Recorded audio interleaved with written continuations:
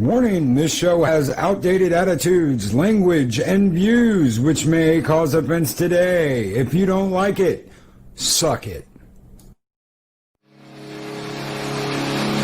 Valhalla, what is your profession?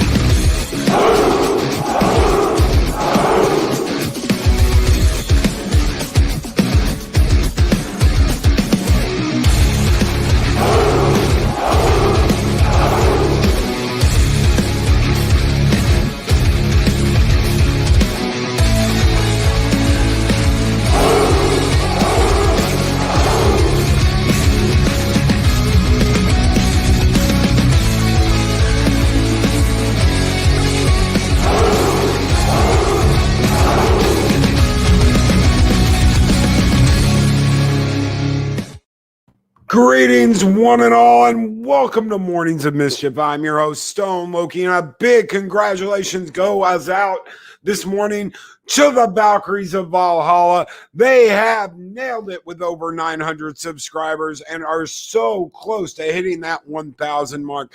Big congratulations to the Valkyries, and good morning, everyone. Good morning, Curry, Project Storytime, Purple Valkyrie, and Samantha Joe, Dave G Sound, Bat, Steven Seagal, Beat Up, Pedro Pascal. Good morning, brother. Good morning, Kronos, Mark the Implement Tired. A big good morning to Mary's Game Room.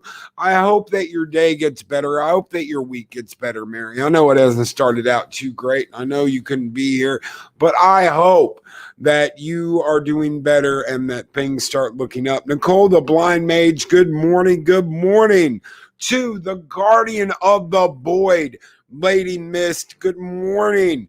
Chris Persia, the Wrench of Wrenches. Yes, ladies and gentlemen, he is here.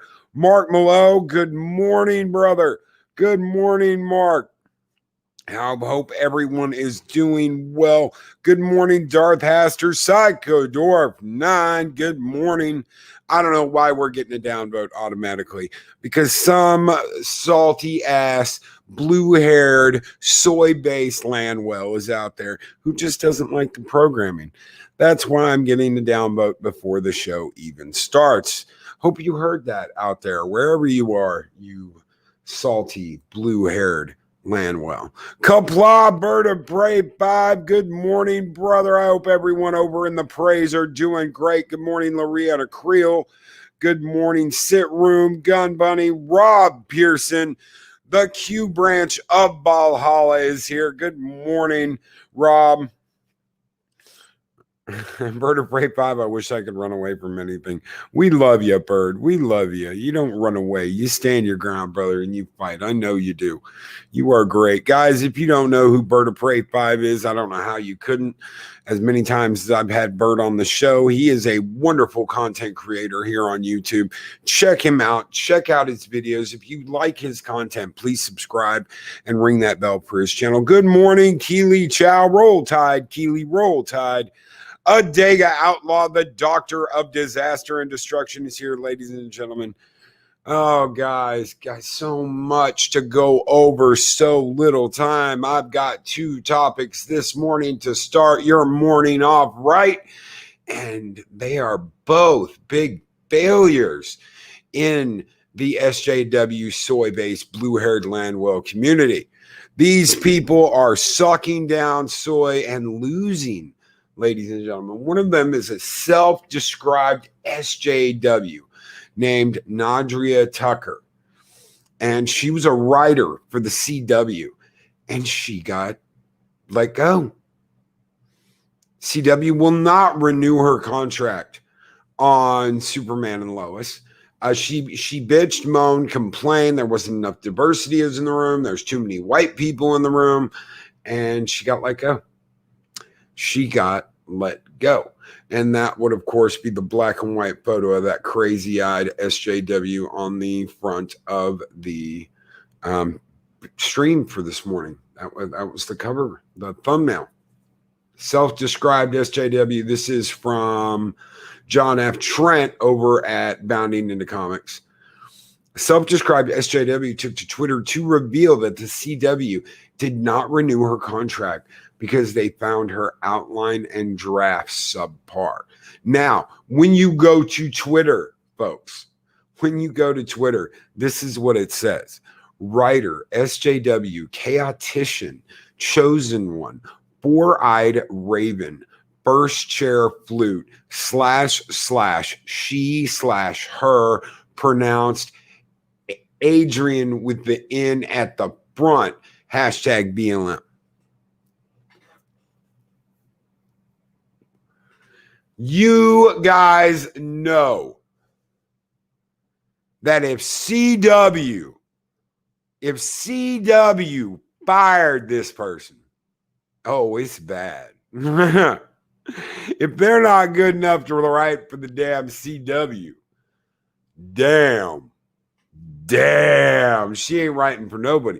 Tucker wrote, some personal news Wednesday. I got word that my contract on Superman and Lois won't be extended. My services no longer required. My outline and draft subpar. Obviously, I disagree. She then claimed a number of her complaints about the show had been ignored for months. Wow, really? So you were complaining about the show. You were complaining that things weren't going your way. You were complaining that there were too many white people in the room.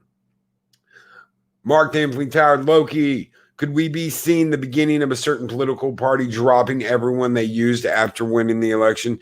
It's possible. It is very possible. Does it say moron in there? Oh, yeah. All you have to do is read the bio, and it's got moron all over it. It's got moron all over it. So she complained that she'd been more. This after months of flagging hashtag Me Too and dialogue of me defending the Bechdel test, of me fighting to ensure the only black faces on screen ain't villains, of me pitching stories for female characters. It's a male-centric show. There's one in the title of the series that went ignored, she wrote.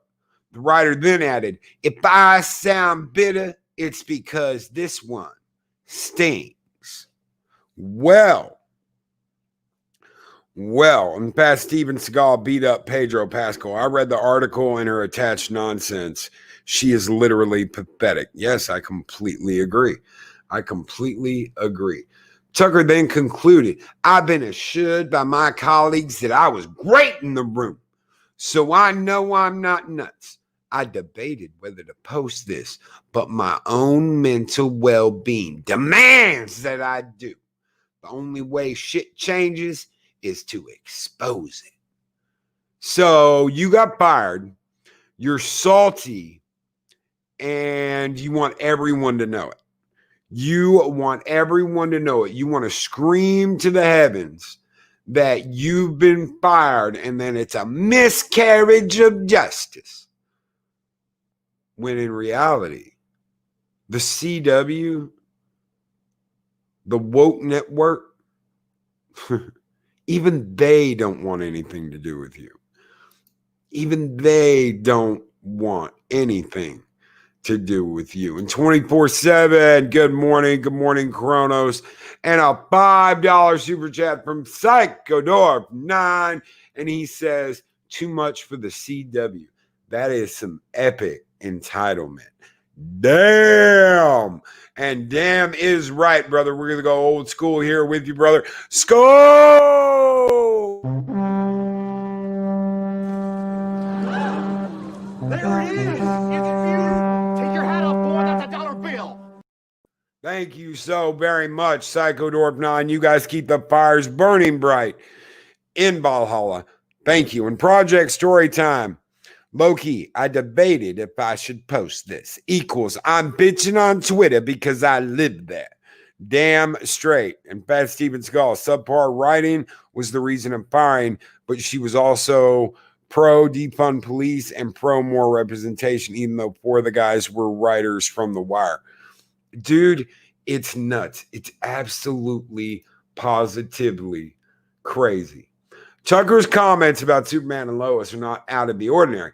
Back in 2019, Tucker took issue with a photograph of a writer's room from David Simon. Simon tweeted, "Writer's room, day one of a new project. Too many smiles, notepads empty. We shall address these affronts promptly." And you know what it is? It's a writer's room full of experts. It is a writer's room full of experts. In response to a user calling for Simon to hire more women, he wrote, "No, not for this room. The expertise gathered for this content is precise. Other contemporaneous rooms in prep or underway for BD have more women than men. But thanks for the critique." So basically, he told him to fuck off. He said, "These are the experts I want. These are the experts I have chosen. This is what I am going to do." Tucker responded to this comment, writing, "Is the expertise in being a white dude?" Wow. Wow, how literally ist of you, Nandria. How totally and literally ist of you. Stories by Irish. Good morning, Stories. It has been such a long time. Hello, Stories. I hope you are doing well. Welcome back to Mornings of Mischief. Simon would respond to this by writing, and certainly not in being snide. 5 are native Baltimoreans. 1 policed the city for 2 decades. 1 is the lead reporter who covered the specific Baltimore issue. 1 lived in the neighborhood. 1 wrote dozens of novels on the themes. 4 produced The Wire. Simon then added, "Sometimes just counting bodies on your fingers isn't the way to optimize insight or judge much of anything that matters." Damn. User Terry Kopp responded, "No, representation matters. Are you saying you couldn't find any other women or a POC from Baltimore or who lived there or who had expertise in the subject matter? What about the expertise of actually being female?" Oh, Terry Kopp. You know what? Take your bullshit here and shove it straight up your candy ass. Tucker would concur. Of course she would. Of course she would. Writing, "That's what he's saying. Wuss, he's ignoring our criticisms and doubling down." Simon responded, tripling down. "Oh, yes. I know this room. I know my other rooms. Contemporaneous, which are doing development with more women than men, because that content argues for it." He held his fucking guns. He did not kneel. He held his guns and he said, "No, no, no, no, no. This is the room I want. This is the room I'm going to use." That's right. Keely Chow, know your role and shut your mouth. Black artists for freedom.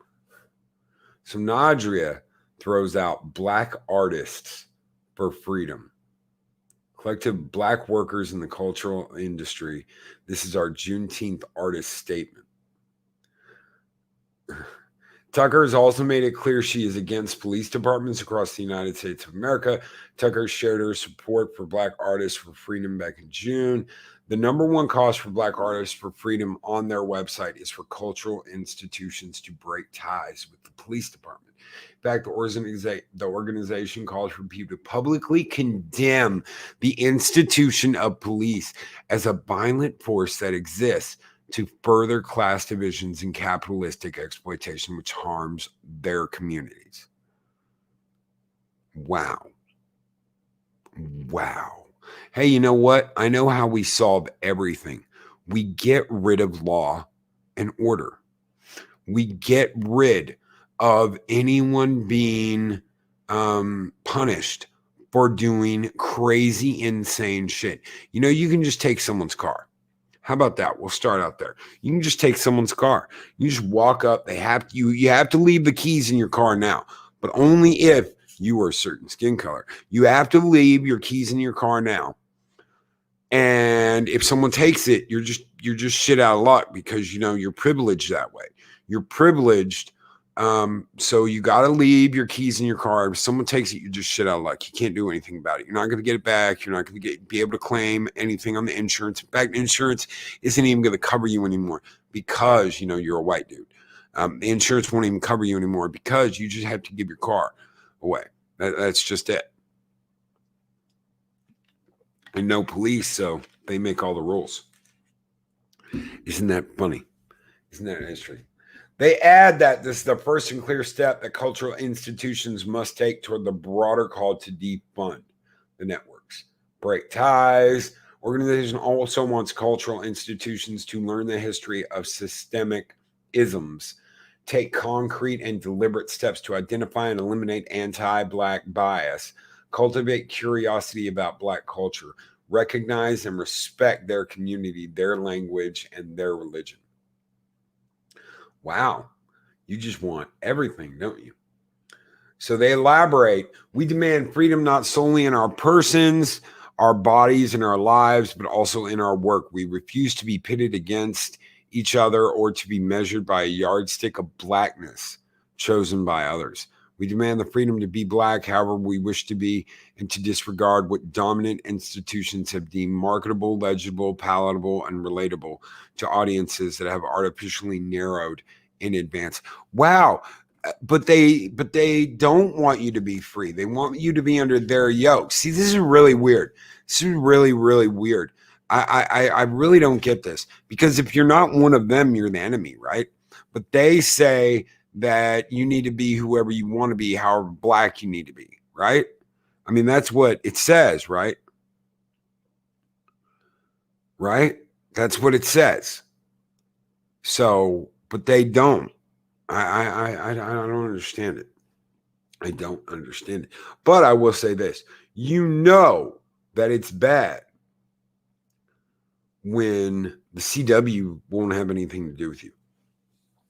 And all of this adds up to a shakedown. She's trying to shake them down. She's trying to push them to do what she wants. You know, this is mob tactics. This is mob tactics from the 30s and the 40s. They are going to go after them because they did not renew her contract. And that's what's the most screwed up thing about this is they are getting away with this. And they're going to get away with this. And people are going to call them stunning and brave and all this bullshit when in reality, they're thugs. These people that are acting like this are thugs. Doesn't matter what color their skin is. Doesn't matter where they come from. Doesn't matter what city they grew up in. They are thugs. When they go after people like this and they try and force you to agree with them, force you to hire them, force you to live with them. It's mob tactics. It's all it is. It goes back to the 30s, the 40s, the 50s. I've seen this. I know exactly what it is. It is mob mentality at its worst. And there's no excuse for it. There's no excuse to let them get away with this. Doesn't matter what the hell color they are. Doesn't matter where the hell they come from. Doesn't matter. None of that fucking matters. All that matters is the way these people are acting. It's all that matters. And stories by Irish WB is on my crap list. WB has been on my crap list for years. I loved The Flash when The Flash first started. I really liked Arrow when Arrow first started. And then I saw Daredevil and I'm like, oh my God, this is what the Arrow could have been. Instead of the sexy music and the bullshit they were doing, this is what Arrow could have been. a dark superhero series. Not dark in the way that the Arrow is. Not dark in the way that Star Trek Discovery is. Ugh. Really, really dark internally, but with so much light trying to shine into it. Daredevil, I absolutely love Daredevil because it had that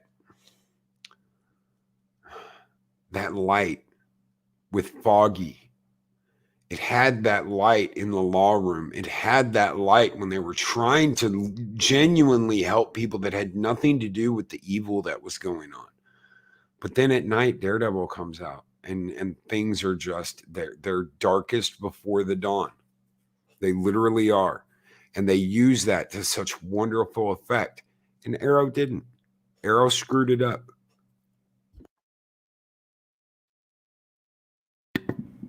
And now, people like this, people like Nandria Tucker, they want to make it a black thing. They want to use race. They want to hate race.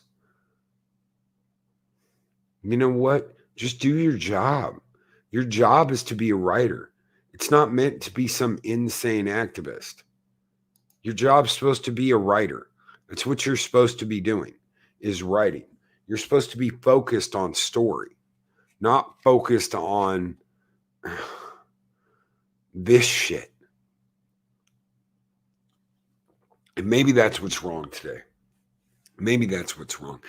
You've got all of these people crying and bitching and moaning that they're not involved in something, or that things have to change, or that they're not getting enough attention, or they want a participation trophy too.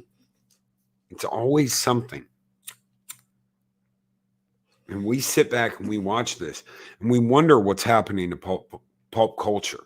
I almost said pulp fiction. Pulp culture. We wonder what's happening to pulp culture. Well, they have turned around. The worm has turned. And it's shot out with an Uzi, because Nandria Tucker will not be returning to the CW. Nandria Tucker is done. Put a fork in her. Ladies and gentlemen, I'm going to share a picture of her just in case you didn't see it in the beginning. There she is, ladies and gentlemen. Self-described SJW. Nandria Tucker reveals the CW did not renew her contract on Superman and Lois. And I wonder why. No, we don't have to wonder why. We don't have to be curious, because it's all spelled out in her own indoctrination. Re-triggered Racing Palpatine, yes. Yes, re-triggered. Oh, shit. So, we are going to move on to reports that Marvel's Avengers results in $48 million loss for Square Enix.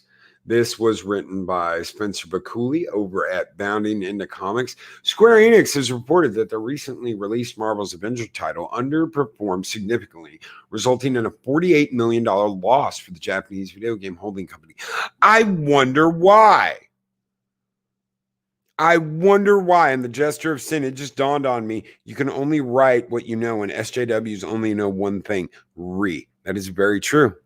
That is very true. Gesture of sin, you write what you know. And what they know is activism. That's all they know is activism. That's why you've got Batgirl doing dumbass activist shit in the last episode of her book, because they were like, let's do something really fun for the end. Yeah, we'll all take our own experiences in activism and write it out. Can anyone imagine what if Nandria Tucker was a WWE writer for SmackDown? Keely Chow, no, it would be horrible. I think they've already got one of those anyway, because they got some weird shit going on there. Last time I saw wrestling, it was bad. In a recently released financial report, Square Enix revealed that the company lost approximately 5 billion yen between the first and second quarters of the current fiscal year. That's $50 million, folks.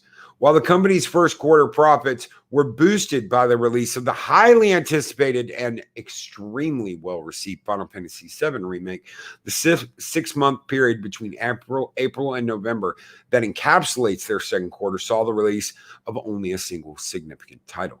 The Crystal Dynamics developed Marvel's Avengers. Now, if you don't know, Marvel Avengers, the game, is being led by Captain Marvel. Not even the Brie Larson Captain Marvel, but the one with the giant hands. The one that has the giant hands. If you didn't know that, I wouldn't be surprised, since there's been like absolutely really no commercials or no really promotions for it. It's been a horrible release. And they have Outriders coming up in February of 2021, which I really want to play. So this was a big ass fail that launched on September 4th. Well, the company's first quarter profits were boosted. Oh yeah, I read that already. 6-month period between April and November. Yeah. Though Square Enix has chosen not to release hard sales numbers for their Marvel-themed game as a service, it's also a game as a service. David Gibson, the chief investment advisor and founder of Artist Advisory, a Japanese-based marketing analysis firm, crunched the numbers and stated that the report implied Marvel's Avengers only sold 3 million or so and cost closer to 170 to 190 million to produce. That's like a damn motion picture. Why someone didn't say stop post, the multiplayer beta will remain a mystery, said Gibson, before noting that Square are adamant they can make a recovery. So David Gibson's actual tweet: Square Enix reported a 6.5 billion yen loss for HD games driven by Marvel's Avengers. Would not say how many sold, but that volumes were 60% of plan. Implies the game costs over 100 million to make, but only sold 3 million or so. Ouch. So as noted by industry commentator Dom's Plane, the loss on Marvel's Avengers was so severe that despite reporting how both the HD Games segment recorded higher sales and Square Enix's overall operating income had nearly doubled, mostly thanks to subscriber activity within the Final Fantasy XIV and Dragon Quest X MMOs, the company ultimately returned to an operating loss. Damn, how in the year that you came out with the Final Fantasy VII Remake, and you've got multiple MMOs that are doubling in income. You've got MMOs that are years old that new subscribers are joining because they hear such good things about it, that you can operate at a loss. Yeah, Project Storytime, it's almost like nobody wants to play a game with these terrible characters. Guys, if playing a game centered around Squirrel Girl interests you, throw 1 in chat. If you're like, nah, hell no, throw me a 0. I'll wait. Throw me a 0 if you're like, hell no, I don't want to play a game with Squirrel Girl. Throw me a 1 if playing a game with Squirrel Girl interests you. Yeah, Psycho Dwarf 9, No Man's Sky, anyone? Yeah, the game sucked. The game sucked. It's broke as hell. Get woke, go broke as hell. That's right, Loriana. Damn straight. It's funny you just said that. Get woke, go broke. Yeah, hell yeah.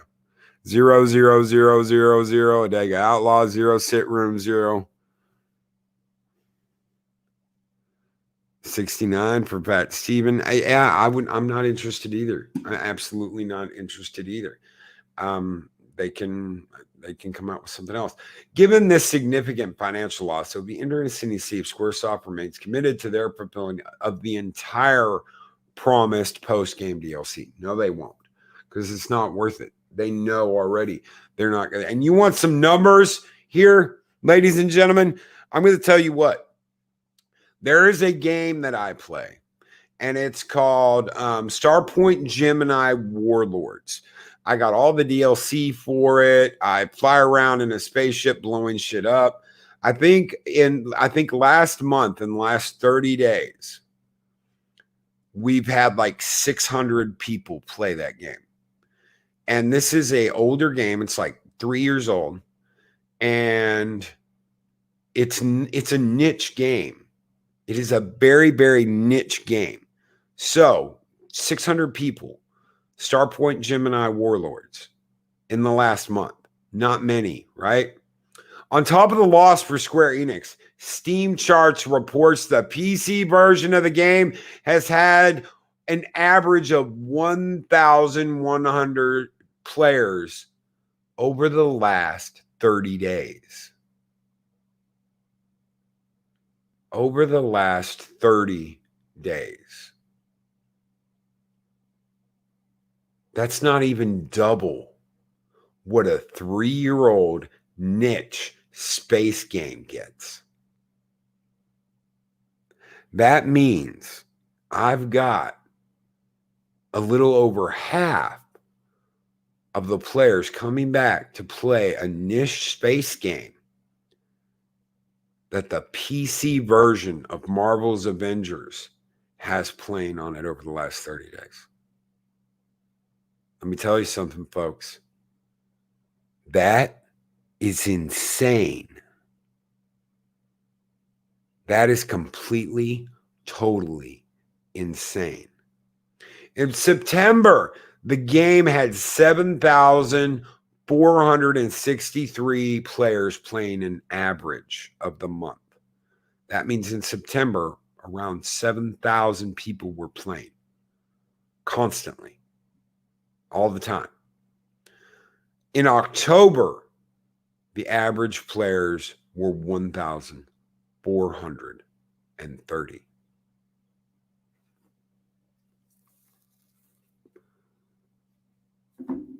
What else is there to say? What else is there to even look at?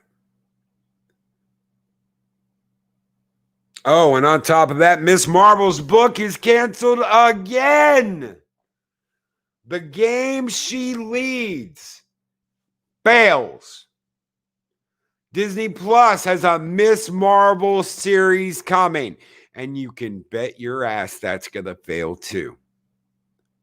The heads of Marvel are stuck up their own ass. Kamala Khan is supposed to be the most popular Avenger ever to have ever existed, yet her game is failing. Her comic book has been rebooted multiple times, but she is the greatest Avenger to ever be written in a comic. Isn't that interesting? Doesn't that make you ask the question? If she's the most popular character in Avengers history,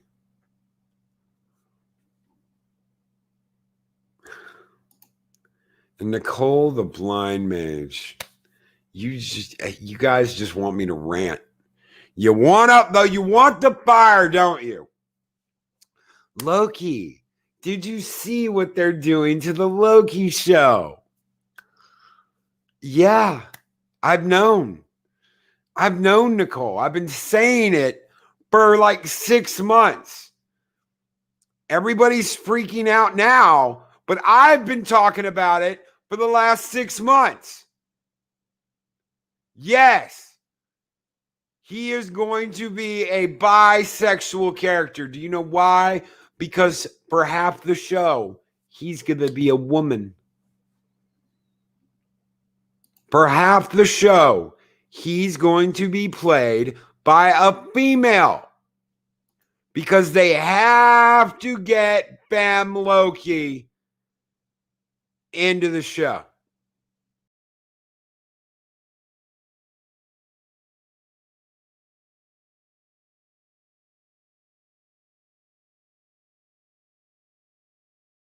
Oh, my brother. Yeah, Kronos. Wait, he's going to be a woman? Say what? Yeah. He is going to be played by a skinny, thin-railed, no tit, no ass, blonde woman. You can find her. Shit, we've talked about it on my show. That does not have a figure. She looks like a board. Another plank of wood for all you lovely gentlemen and ladies out there. Another plank of wood for the fire that's going to play Loki in the Loki series. Mainly, you're going to have Tom Hiddleston narrating a few lines. He might be in one episode. You're going to have Kid Loki. You're going to have Fem Loki. You're going to have Fem Loki with flashbacks of Kid Loki. You're not going to have Tom Hiddleston in however many episodes they do this. Again, they are using a character's popularity to sell you a bill of goods that you don't want. They are going to trick you into thinking this is the bee's knees, folks. We've got Tom Hiddleston on the project. No. You've got Jake Loki. Not Loki. You've got Jake Loki. Yes, and to be fair, but he was a horse, Psychodorf 9. He was a horse then. The big L did give birth to Sleipnir, yes, which is Odin's badass warhorse. And brother, thank you so very much for the $2 super chat, brother. Here you go, just for you, Psychodorf 9. Skull, brother.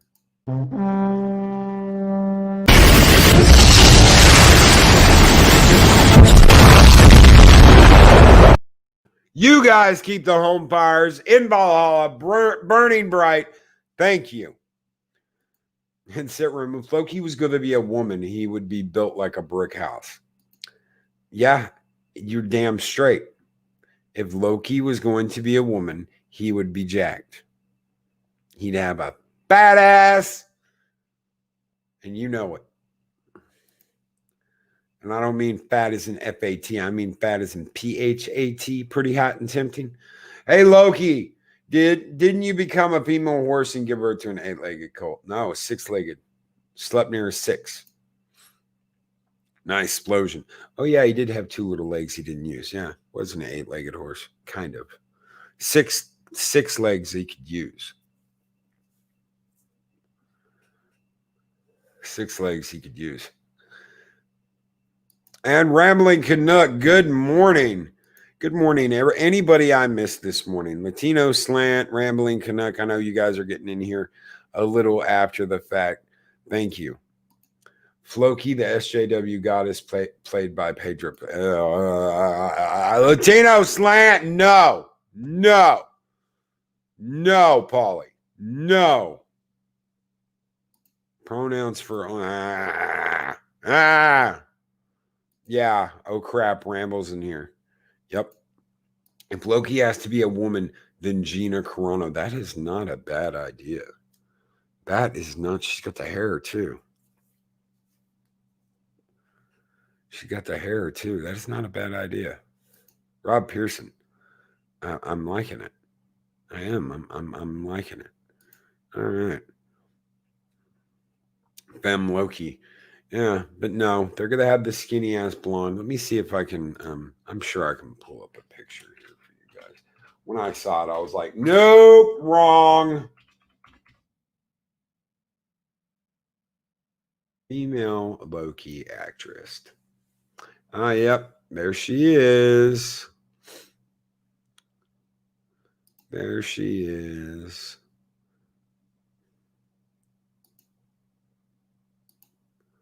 Let's share this.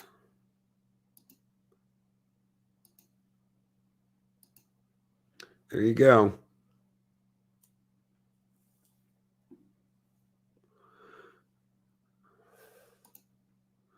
Sophia DiMartino joins Tom Hiddleston in Marvel Limited series for Disney Plus. Set to co-star opposite Tom Hiddleston. Tom Hiddleston is only going to be in one episode. In Marvel's Loki limited series for Disney Plus.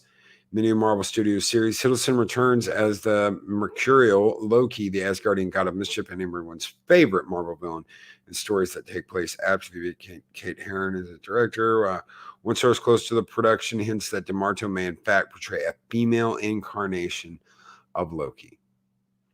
You see this picture right here, that's Femme Loki in the comics. You are not her. Loki is a trickster god and a shapeshifter, and in the pages of Marvel Comics has been portrayed at times in a female incarnation. In September, Marvel Press published a high-profile YA novel by author Mackenzie Lee called Loki, Where Mischief Lies, that presented the character as pansexual and gender fluid. Of course she did. Of course she did, because everybody has to be pan or bi now. Gender and sexuality are also expected to be the themes in the Marvel Studio feature film Thor, Love and Thunder, with Natalie Portman's Jane Foster wielding the hammer of Thor and Tessa Thompson's Valkyrie stepping forward at Marvel's first openly LGBTQ plus big screen superhero. Other confirmed line-of-action Marvel series for the Disney Plus streaming platform include The Falcon and the Winter Soldier, they'll probably be lovers, starring Anthony Mackie and Sebastian Stan, and WandaVision, starring Elizabeth Olsen and Paul Bettany. DiMartino has been on the Disney casting executives' radar and recently starred in the freeform pilot Girls Code, directed by Paul Feig. She is best known for her starring role on the Channel 4 series Flowers, which was carried by Netflix, and her part in the Danny Boyle Beatles informed movie Yesterday. The English actress, whose casting was first reported by Variety, is rep by UK's Hamilton Hodel, Infinite and Hanson Jacobson. So, Femme Loki, that is, yeah. And then this chick. Not Femme Loki. So, yes, ladies and gentlemen, I have known about this for a long, long time. We talked about this multiple times on the morning show before. What do I think? I think that the entire MCU is a disaster moving forward. You've got these series that are coming out. You've got them pandering. You've got them sucking green booby milk. You've got them kissing each other's butts. You've got the pan, the bi, the everybody's this, everybody's that, everybody's doing that. In the words of Loki, no, no, no, no, no, no, no. And you know what? I'm going to smack him on the fucking nose too, because you guys know I am going to review this giant fucking dumpster fire. You know I'm going to. Green, Lord Thoth, green. The blue milk was old school Star Wars. Green booby milk is yeah, that's the soy one. That's why it's green. It's the MCU. That's what you have to look forward to, ladies and gentlemen. It's the MCU.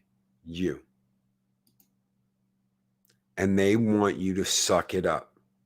They want you on your knees lapping it up. They want to feed you that bowl of green booby milk, and they want you to tell them just how great it is. Just how wonderful it is to be so full of soy that you just burst from the seams with panders and pronouns and this and that and bullshit. They want you on your knees. They don't want you punching old women in the face. They don't want you standing up and saying this is bullshit. Shit was better in the 90s, in the 80s, in the early 2000s. That is the last thing they want. They don't want you comparing the new bullshit crap they've come out with the old comics. They do not want you comparing the old characters to the fucked up, crappy band pie bullshit that they've got coming out now. They've got Wolverine sleeping with Cyclops and Jean Grey, and Cyclops is giving it to Wolverine from behind. That's the Wolverine they want you to love. That's the Wolverine that's coming to the MCU. That's the horseshit they want you to love, because that's what they do. They write what they know. Someone said that earlier today. They said, Loki, they write what they know. That is exactly what they do, and that is exactly what they are writing. They expect half of fucking everybody to be this, to be that, and they expect the other half to be on their fucking knees, taking it down the throat, loving that green soy booby milk, because that's their idea of the perfect fucking world. Well, to them I say this: suck it!